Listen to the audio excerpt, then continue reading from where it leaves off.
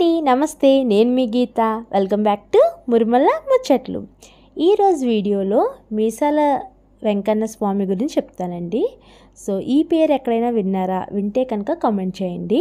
మనందరికీ తెలిసింది ఏంటంటే, దైవంలో మీసాలు ఎవరికి ఉన్నాయంటే ఒక అన్నవరం సత్యనారాయణ స్వామికి తప్ప మీసాలు దేవుడిగా ఎవరి పేరు లేదని మనం అందరూ భావిస్తాం కదండి.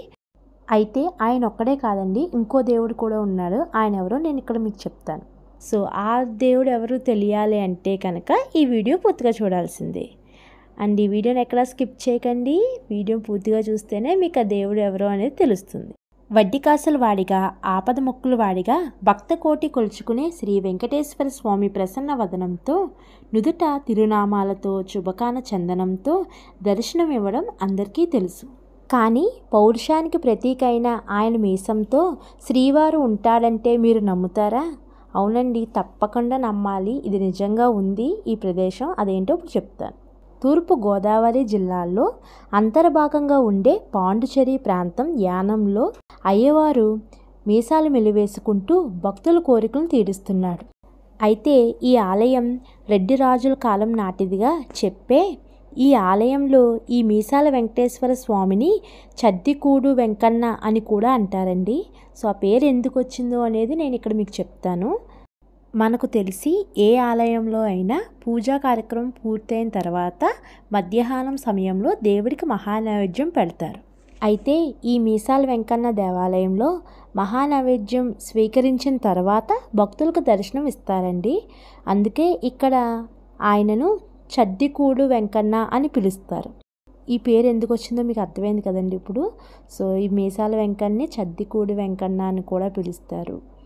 అండ్ ఇది 1 ఇయర్కి ఒకసారి హోలీ రోజున అంటే పౌర్ణమి రోజున ఇక్కడ రథోత్సవం జరుగుతుందండి. ఇక్కడ చూడండి ఎంతమంది జనం ఉన్నారో. నేను ఇప్పుడు దాకా ఎప్పుడు వెళ్ళి చూడలేదు. ఇదే ఫస్ట్ టైం నేను వెళ్ళి చూడడం. ఎప్పుడు అంటారు కానీ నేను ఎప్పుడు వెళ్ళి చూడలేదు. రథోత్సవం జరుగుతుంది అంటారు కానీ నేను ఎప్పుడు వెళ్ళి చూడలేదు. ఇదే ఫస్ట్ టైం వెళ్ళి చూడడం. కానీ చాలా బాగుంది, చాలా బాగా జరుగుతుంది. అండ్ ఇక్కడ ఇంకోటి ఏంటంటే, చాలామంది అట్టిపళ్ళు ఇసురుతున్నారండి పైకి రథం మీదకి. బట్ ఎందుకు అలా ఇసురుతున్నారో నాకైతే తెలియదు. కానీ ఆ అట్టిపళ్ళు అనేవి రథం మీదకి చాలామంది ఇస్తున్నారు. మేము వెళ్తుంటే దారి పొడుగున మొత్తం అట్టిపళ్ళే, కింద పీసరైపోయి ఉన్నాయి అట్టిపళ్ళు అన్నీని.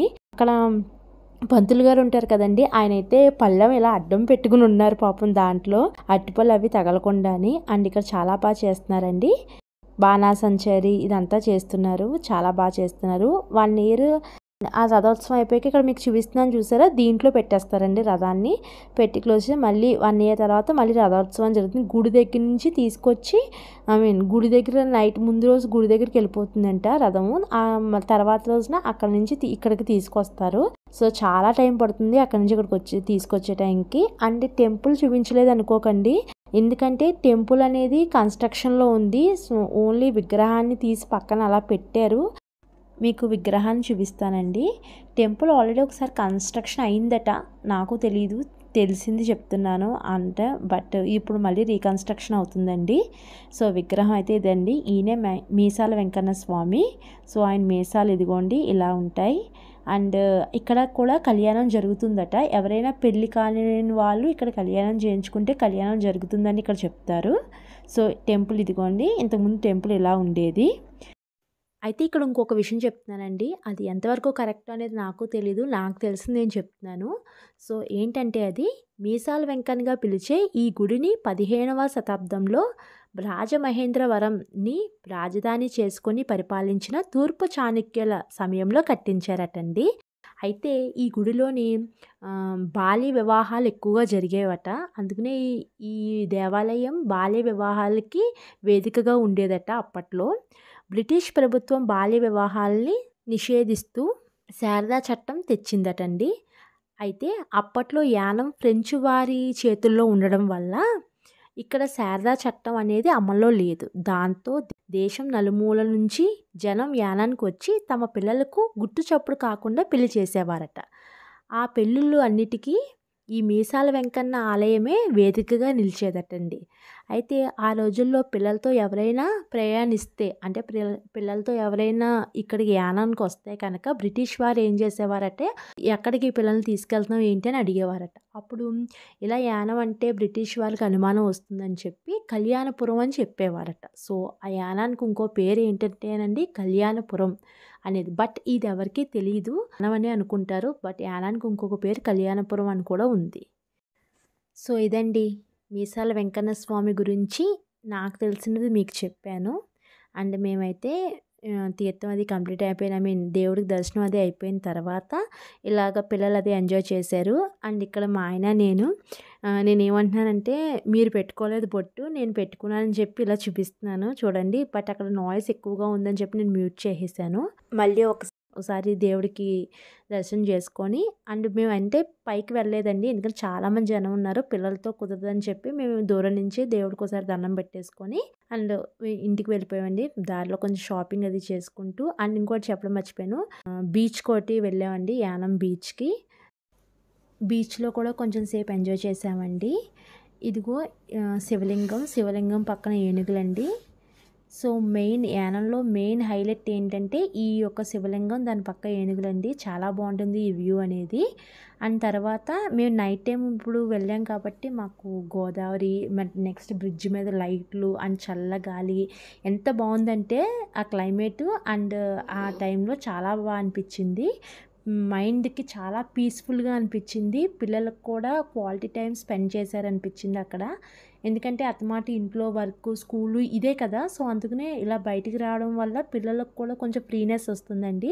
అండ్ మేము అయితే బండి పక్కన పెట్టేసి నడుచుకుంటూ వెళ్ళాము. అంటే వాకింగ్లా ఉంటుంది, నెక్స్ట్ పిల్లలతో టైం స్పెండ్ చేసినట్టు కూడా ఉంటుంది కదా, వాళ్ళతో కబుర్లు చెప్పుకుంటూ అండ్ మేము అలా నడుచుకుంటూ వెళ్ళి చాలా దూరం వెళ్ళామండి. ఎక్కడ దాకా అంటే యానంలో నెక్స్ట్ యేసుప్రభు స్టాచ్యూ ఉంటుందండి, దగ్గర దాని దాకా నడుచుకుంటూ వెళ్ళాం మేము. సో ఇగోని పిల్లలు నడుస్తూ ఉంటున్నారు, వాళ్ళతో పాటు నేను మా హస్బెండ్ కూడా కొంచెం సేపు మాట్లాడుకుంటూ అలా నడుచుకుంటూ వెళ్ళాము. అండ్ ఇక్కడ పోతులూరు వీరబ్రహ్మం గారి స్టాచ్యూ ఉంటుందండి.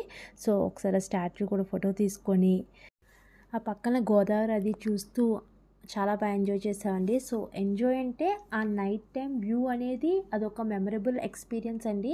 అంటే మన లైఫ్లో ఏది జరిగినా అంటే అయిపోయినవన్నీ చాలా మెమరబుల్గా ఉండాలి అని చెప్పి నేను అనుకుంటాను. సో అందుకనే ప్రతిదీ చాలా ఎంజాయ్ చేస్తాను. అంటే పిల్లలతో ఏంటి, హస్బెండ్తో ఏంటి అన్న లైఫ్లో జరిగిన ప్రతి విషయాన్ని నేను చాలా ఎంజాయ్ చేస్తాను. అండ్ నాకు చెప్పడం కూడా రావట్లేదండి నాకు. సో నేను ప్రతిదీ చాలా ఎక్కువగా ఎంజాయ్ చేస్తాను అండ్ అలా ఎక్కువగా గుర్తుంచుకుంటాను. ఎందుకంటే మనకు ఒక ఏజ్ వచ్చే టైంకి ఆ టైంలో ఇలా ఎంజాయ్ చేశాం కదా అని గుర్తుంటుంది, అది అలా మెమరబుల్గా ఉంటుంది.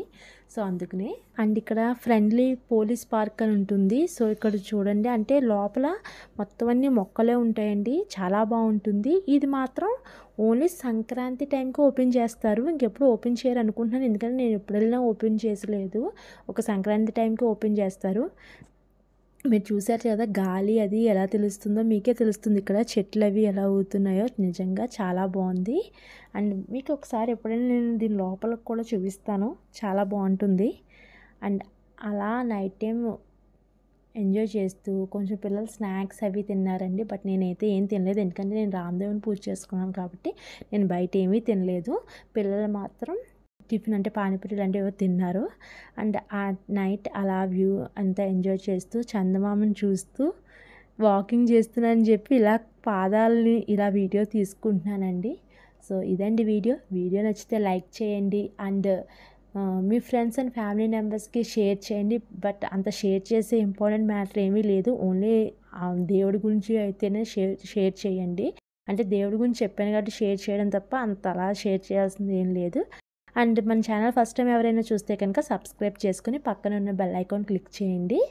అండ్ మళ్ళీ మీ ముందుకు వేరే వీడియోతో వచ్చేస్తాను. అంతవరకు స్టే ట్యూన్. మురుమల ముచ్చట్లు.